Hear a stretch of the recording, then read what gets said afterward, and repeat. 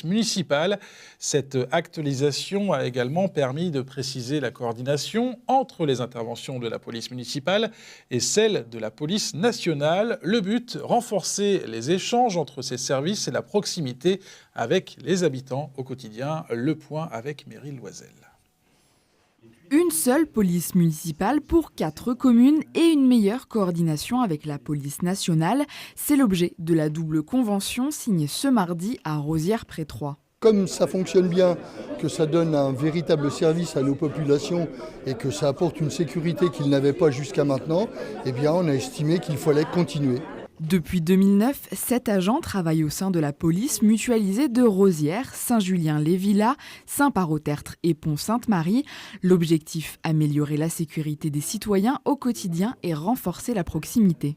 Ça a permis de changer d'horaire, d'avoir une amplitude horaire plus adaptée en fonction des demandes des citoyens, c'est-à-dire de 8h à 20h.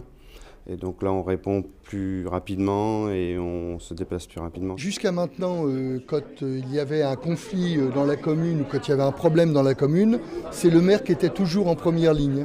C'est-à-dire qu'il avait toutes les raisons de se faire haïr par une certaine partie de la population parce que le maire, en tant que tel, est un élu. En ce qui concerne la police municipale, elle n'a pas à avoir d'état d'âme. On a le droit ou on n'a pas le droit. Il n'y a pas le choix.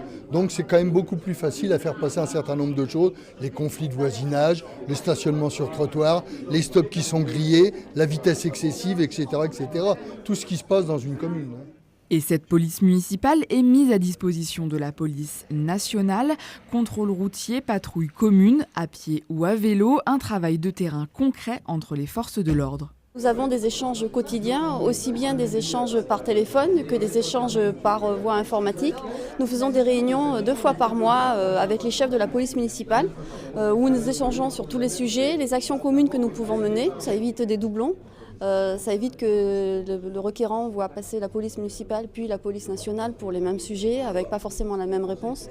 Alors que là, nous échangeons et nous sommes beaucoup plus efficaces en travaillant en commun que chacun de notre côté. Un partenariat entre plusieurs services mis en avant par le préfet du département. La police, la sécurité, ça n'est pas que l'affaire de l'État, c'est une affaire qui implique d'autres acteurs. C'est une police de terrain qu'on veut mettre en place. Donc partir du terrain, ça veut dire faire le diagnostic ensemble, entre la police municipale, la police d'État, les élus locaux. Ça veut dire ensuite mettre en œuvre une stratégie locale qui est partagée. Et puis ça veut dire être sur le terrain ensemble. C'est la 4e convention signée pour cette police mutualisée pour une durée de 3 ans.